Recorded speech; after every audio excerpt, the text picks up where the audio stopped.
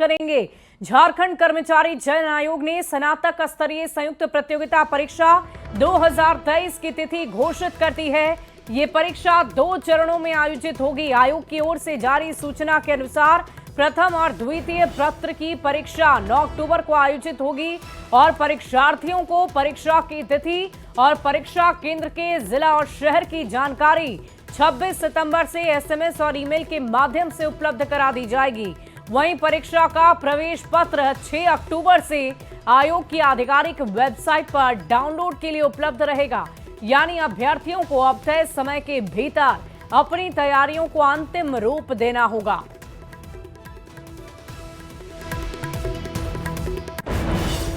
वहीं जमशेदपुर में पूर्व मुख्यमंत्री चंपाई सोरेन की ओर से आदिवासी महादरबार का आयोजन किया गया। इसका मकसद आदिवासियों के सामाजिक, संवैधानिक और आर्थिक विकास को बढ़ावा देना रहा। एक्सेल आरआई ऑडिटोरियम में आयोजित महादरबार में पूरे कोल्हान से हजारों की संख्या में आदिवासी समाज के लोग मौजूद रहे। चंपाई सोरेन को इस मौके पर संथाल परगना के बाबा ने विश्व वीर पुरुष की उपाधि दी।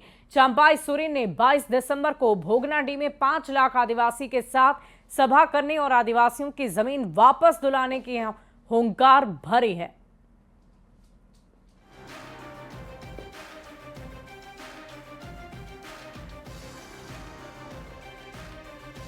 महाजनी प्रथा खत्म हुआ तो दान प्रथा से जमीन लिया जा रहा है। अब होने नहीं दिया जाएगा। अब बांग्लादेशी घुसपैठ झारखंड के धरती में आगे नहीं बढ़ेगा, रोक देंगे। 5 लाख आदमी से कम नहीं होगा भोगनाडीह में आ रहे हैं। जब इस राज्य का जमीन को जो बचा नहीं पाएगा या सामाजिक व्यवस्था को यदि नहीं बचा पाएगा, ऐसा सरकार से हमको कोई जरूरत नहीं है। और देखिए, राजधानी रांची में रविवार दोपहर के बाद हुई बारिश ने राजधानी की सूरत ही बिगाड़ कर रख दी है। महज 2 घंटे की जोरदार बारिश में एक बार फिर पंडरा नदी का बहाव तेज होता हुआ नजर आया। बड़ी बड़ी ऊंची इमारतों के बीच जैसे नदी की तेज धार बहती नजर आई। नदी का ये बहाव सीधे रांची डाल्टनगंज NH 75 पर अपना कब्जा करता हुआ नजर आया। पंडरा नदी में तेज बहाव की वजह से नालों में पानी का धार तेजी से बढ़ता हुआ नजर आया। इस दौरान NH 75 से होकर गुजरने वाले वाहनों की रफ्तार धीमी नजर आई। ग्राउंड जीरो से अधिक जानकारी दे रहे हैं न्यूज 18 संवाददाता संजय कुमार सिन्हा। राजधानी रांची में मानसून की बारिश थमती हुई नजर नहीं आ रही। आज दोपहर महज 2 घंटे की बारिश ने राजधानी रांची की सूरत किस तरह बिगाड़ दी है उसे देखना बेहद जरूरी है। हम इस समय राजधानी रांची के पंडरा यानी पंसील नगर के पास हैं और देख सकते हैं कि महज 2 घंटे की बारिश में पंसील नगर का जो मुख्य NH सड़क है वो किस तरीके से पानी में डूबा हुआ है। और देखिए कि जो आवागमन है किस तरीके से बारिश का जो जल जमाव है उस जल जमाव के बीच से होकर यहाँ पर जो है लोग गुजर रहे हैं। लेकिन ऐसे में सड़क की इन तस्वीरों को देखने के साथ ही जो रिहायशी इलाके से जो नाले बहकर आ रहे हैं उन नालों की तस्वीर को भी दिखाना बेहद ज़रूरी है। आप देख सकते हैं कि ऊंची ऊंची इमारतें हैं और ऊंची ऊंची इमारतों के बीच से ये नाला जो है किस तरीके से बहता हुआ नजर आ रहा है। नाले की करंट को आप देख सकते हैं। यही बहता हुआ पानी सीधे आपको मुख्य NH सड़क पर आ रहा है। स्थानीय लोग बताते हैं कि जिस तरीके से बेतरतीब कंक्रीट का जो जंगल खड़ा किया गया है और जो ड्रेनेज सिस्टम है वो ड्रेनेज सिस्टम को जो है वो पूरी तरीके से किस तरीके से बर्बाद हो चुका है। और वही पानी बरसात के मौसम में वही ड्रेनेज सिस्टम की पोल खुलती नजर आ रही है। ये पानी जो आ रहा है कहाँ से आ रहा है? ये नाली का पानी है, खेत तरफ से आ रही है। खेत तरफ से आ रहा है। हाँ। तो क्या यहाँ पर ड्रेनेज सिस्टम नहीं है? नाला वाला कुछ नाला एक छोटा सा सरकार बनाई है। नाल जितना बना हुआ उससे ज्यादा पानी आ रहा है, इसलिए रोड पर जा रहा है। तस्वीर को देखिए, ये पूरा इलाका दरअसल जो हम बताते हैं कि पंडरा नदी का इलाका है और यहाँ पर देख सकते हैं पंसील नगर है। ये सारा पानी जो बहते हुए सीधे जो है वो जा रहा है आपको कांके डैम में। और ऐसे में ये तस्वीरें यह बयां करती है कि राजधानी रांची की जो तस्वीर है वो बेहद डराने वाली है। क्योंकि मानसून के महीने में तकरीबन जून से लगातार बारिश हो रही है और हमेशा जो पंसील नगर की तस्वीरें आती हैं बारिश के दौरान वो तस्वीरें राजधानी रांची के ड्रेनेज सिस्टम की पोल खोलती हुई नजर आती हैं। जाहिर है कि आप पानी का रास्ता रोकेंगे तो पानी भी अपनी मनमानी करती नजर आएगी। संजय कुमार सिन्हा, न्यूज़ 18 रांची। और झारखंड कैडर के आईएएस अधिकारी अमित खरे उपराष्ट्रपति सीपी राधाकृष्णन के सचिव बनाए गए। झारखंड कैडर के 1985 बैच के तेज तर्रार रिटायर्ड आईएएस ऑफिसर को नव निर्वाचित उपराष्ट्रपति सीपी राधाकृष्णन का सचिव नियुक्त किया गया है। चारा घोटाले का पर्दाफाश करने में उनकी बहुत अहम भूमिका रही है और पिछले कुछ वर्षों से वे पीएम मोदी के सलाहकार के रूप में काम कर रहे थे।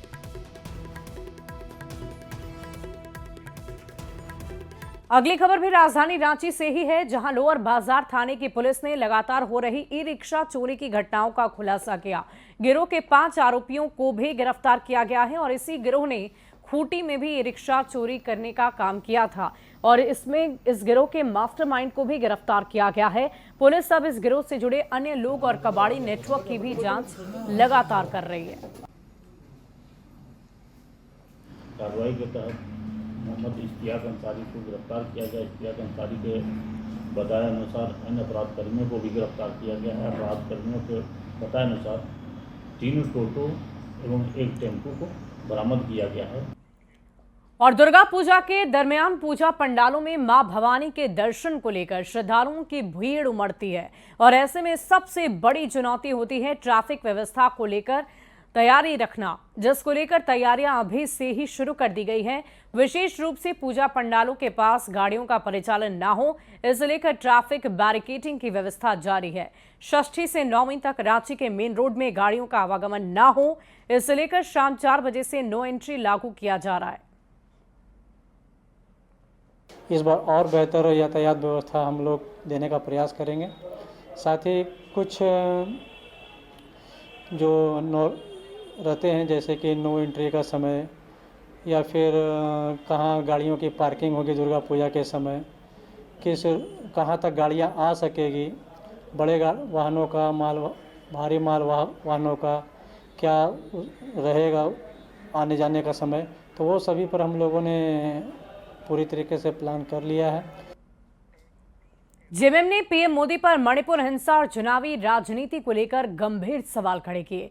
झारखंड मुक्ति मोर्चा के केंद्रीय महासचिव सुप्रियो भट्टाचार्य ने कहा कि देश लोकतंत्र में जीता है, लेकिन पिछले 11 वर्षों में लोकतांत्रिक संस्थाएं और प्रक्रिया खतरे में है। सुप्रियो भट्टाचार्य ने कहा कि पीएम मोदी ने देश को धर्म और क्षेत्र के आधार पर बांटने की राजनीति शुरू कर दी है। उन्होंने चेतावनी दी कि झारखंड उनके मंसूबों को कभी सफल नहीं होने देगा।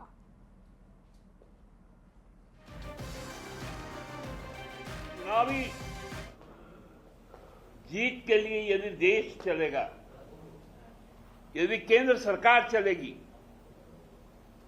तो ना वो लोकतंत्र को मजबूत कर पाएगी, न इस देश की संविधान की रक्षा होगी। भारतीय जनता पार्टी के तरफ से जो सार्वजनिक बयान आ रहे मणिपुर से, उनके भी विधायक, उनके भी सांसद सब कह रहे हैं कि हम लोगों को आपस में बांटना, कभी धर्म देखकर, कभी लुंगी देखकर, कभी क्या देखकर।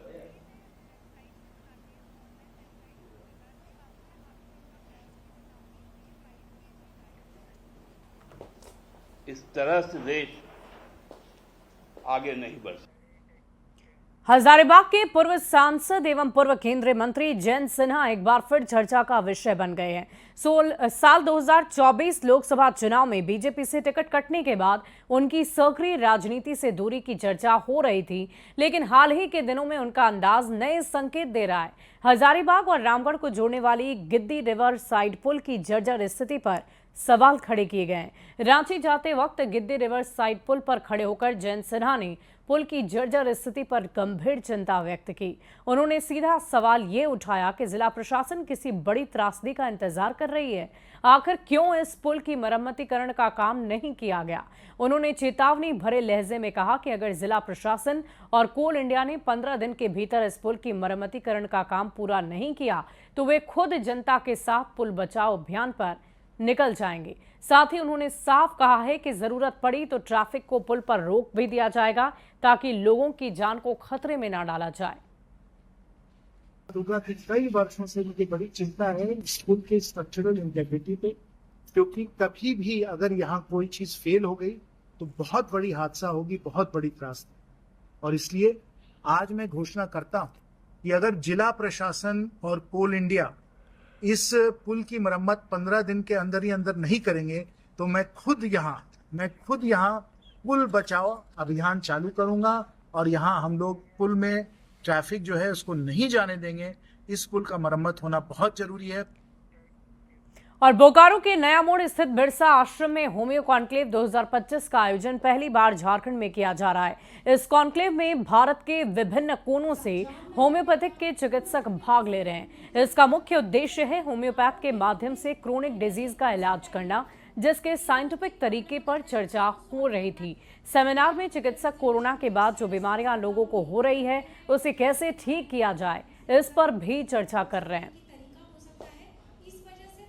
आज homeo conclave HMAI homeopathic medical association के बोकारो यूनिट के द्वारा की गई है, जो बोकारो में पहली बार हो रही है। और बोकारो में ही नहीं, झारखंड में यह कॉन्क्लेव पहली बार हो रही है, जिसमें कि होम्योपैथी के बहुत बड़े बड़े रिसर्चर्स जो महाराष्ट्र से आए हुए हैं, कोई गोरखपुर से आए हुए हैं, बिहार से आए हुए हैं। सभी जो क्रॉनिक डिजीजेज हैं, जॉइंट पेन्स आज के समय में देख रहे हैं कि कोरोना के बाद बहुत सारे लोग इफेक्टेड हो रहे हैं, तो उन सब के रिसर्च के बारे में अपने अनुभव को शेयर कर रहे हैं। कैसे एलोपैथिक की दवाइयों के साइड इफेक्ट से बचा जा सकता है और कैसे उसको क्योर किया जा सकता है। कोडरमा में सांसद खेल महोत्सव 2025 का आयोजन किया गया है और सितंबर से दिसंबर 25 तक ये आयोजन किया जाएगा। ये महोत्सव पीएम मोदी के खेलो इंडिया और फिट इंडिया अभियान की भावना को आगे बढ़ाते हुए युवाओं को खेल और फिटनेस का सबसे बड़ा मंच प्रदान करेगा। इस आयोजन में आधुनिक खेलों के साथ साथ पारंपरिक खेलों को भी जोड़ा जाएगा।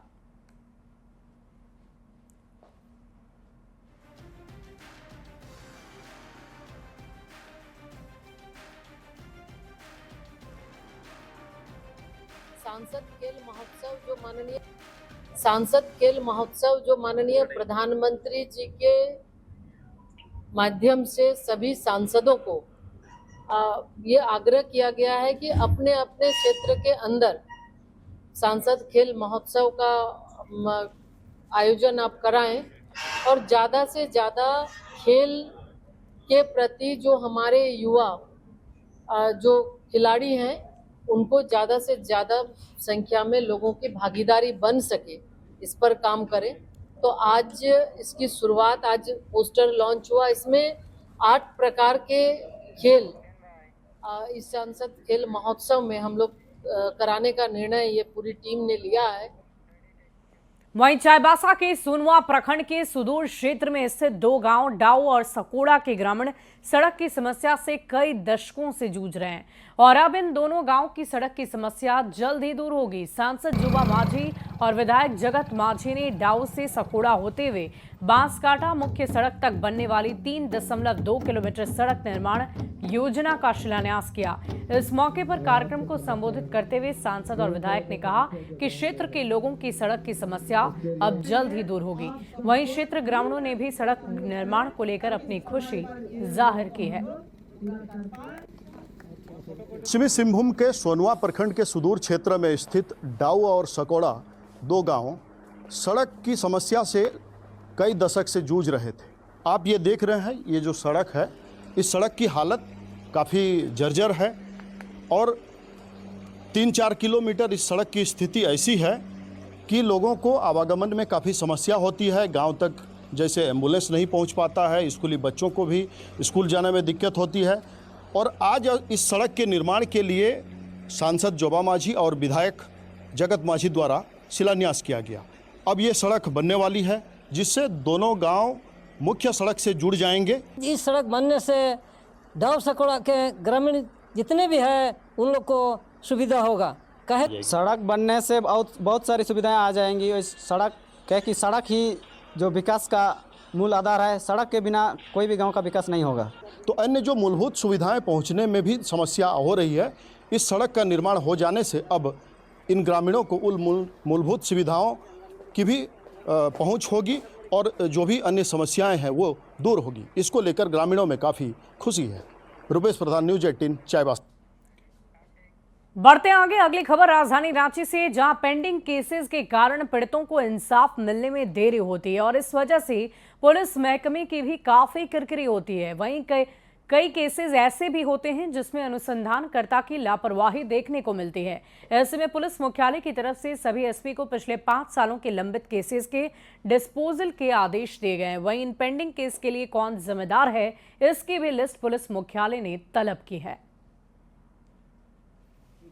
5 साल में जो मामले लंबित हैं पेंडिंग फॉर इन्वेस्टिगेशन, उसकी पूरी सूची बनाई है पूरे राज्य की और सभी जिलों के एसपीज को मैंने भेजी है और मैंने डायरेक्शन दिया है जोनल आईजीज और डीआईजीज को कि आप इसका पूरा जांच करें और लंबित क्यों है उसके कारण निकालें। मेरे स्तर से अक्टूबर महीने के फर्स्ट वीक में इसका सभी जोनल आईजीज और डीआईजीज को बुला के मैं रिव्यू करूँगा। उस रिव्यू के क्रम में हम चिन्हित करेंगे कौन से एसपी, कौन से डीएसपी, कौन से थानेदार, कौन से इंस्पेक्टर, कौन से आईओ काम नहीं कर रहे हैं, फिर उन पर क्या कार्रवाई करनी है या उनको कैसे सुधारना है, उस पर हम लोग विचार करें। और खबर पलामू से आपको बताएंगे, जहां सुरक्षा बलों की कार्रवाई में टीएसपीसी का नक्सली और 5 लाख का इनामी मुखदेव यादव ढेर हो गया है और इसी के साथ 2 जवानों की शहादत का भी बदला सुरक्षा बलों ने ले लिया है। नक्सलियों पर पुलिस की दबिश बढ़ती ही जा रही है और अब वो दिन दूर नहीं जब झारखंड लाल आतंक से मुक्त हो सकेगा। पूरी खबर इस रिपोर्ट में देखिए। झारखंड में लाल आतंक के दिन लदे। पलामू में 5 लाख का इनामी नक्सली ढेर, 2 जवानों की शहादत का बदला पूरा। नक्सलियों को चेतावनी, सरेंडर करो या गोली खाओ। झारखंड सहित पूरे देश से नक्सलियों के खात्मे की तारीख 31 मार्च 2026 तय है। इसी कड़ी में पलामू से लाल आतंक के खिलाफ जारी अभियान में बड़ी खबर आई। नक्सल विरोधी अभियान के तहत सुरक्षा बलों ने टीएसपीसी संगठन के सक्रिय सदस्य और 5 लाख के नामी नक्सली मुखदेव यादव को ढेर कर दिया। 3 सितंबर की रात पलामू में हुई मुठभेड़ में 2 जवान शहीद हो गए। इस घटना में नक्सली मुखदेव यादव भी शामिल था। जवानों की शहादत का बदला लेने में जुटे सुरक्षा बल को 10 दिन बाद मिली सफलता से उत्साह का आलम है। बहुत ही सक्सेसफुल ऑपरेशन रहा क्योंकि हमने 1 हफ्ते पहले ही अपने 2 जवान इसी नक्सल ग्रुप के साथ इनकाउंटर में खोए थे। तो ये कहीं न कहीं एक बहुत फोर्स और पूरे पलामू पुलिस की खातिर बहुत ही मोटिवेशनल मूवमेंट। पुलिस को जानकारी मिली थी कि 10 लाख का इनामी टीएसपीसी कमांडर शशिकांत गंझू इलाके में मौजूद है, जिसके बाद चलाए गए अभियान में ये बड़ी सफलता हाथ लगी। एसपी ने नक्सल विरोधी अभियान के आगे भी जारी रहने की बात रखी है। सरेंडर करने की अपील देने के बावजूद भी उनके द्वारा सरेंडर नहीं किया गया है, तो इसी में जो है जवाबी कार्रवाई में हमारे जवान द्वारा जो है मुखदेव यादव जो बिटार का रहने वाला है, सब जोनल कमांडर है और 5 लाख के इनामी है, उसको मार गिराया। अभियान तो कभी बंद नहीं होता है। पूरे झारखंड में भागे फिर रहे नक्सलियों की अब खैर नहीं दिख रही। सुरक्षा बल की दबिश बढ़ती ही जा रही है और हर दिन उनके बड़े कमांडर ढेर होते जा रहे हैं। ऐसे में वो दिन दूर नहीं जब लाल आतंक के काले साए से झारखंड मुक्त हो सकेगा। पलामू से संवाददाता नीलकमल की रिपोर्ट। चतरा के सिमरिया अनुमंडल के फतहा गांव में एक ऐसी कहानी है जो न केवल प्रेरणादायक है बल्कि ग्रामीण भारत में स्वरोजगार और परंपरागत हस्तशिल्प के महत्व को भी रेखांकित करती है। इस कहानी के नायक हैं मेराज अंसारी, जिन्होंने मेट्रो सिटी की चमक दमक और नौकरी को ठुकराकर अपने गांव में ही कढ़ाई और जरी के काम को नया आयाम दिया है। आज मेराज न केवल अपने लिए बल्कि गांव में सैकड़ों बेरोजगार युवाओं के लिए रोजगार का स्रोत बन चुके हैं। उनके बनाए गए परिधानों की मांग झारखंड के विभिन्न जिलों के साथ साथ विदेशों तक पहुंच रही है। फतहा गांव अब केवल एक छोटा सा गांव नहीं रहा, बल्कि ये कढ़ाई और जरी से काम का एक उभरता हुआ केंद्र बन चुका है।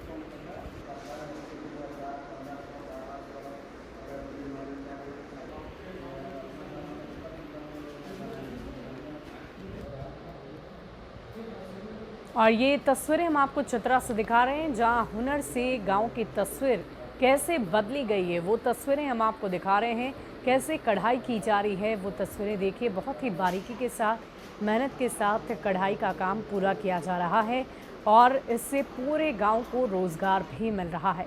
तस्वीरें अपने आप में ये बताने के लिए काफ़ी है कि कैसे मेराज दूसरों के लिए प्रेरणा स्रोत बने हुए हैं।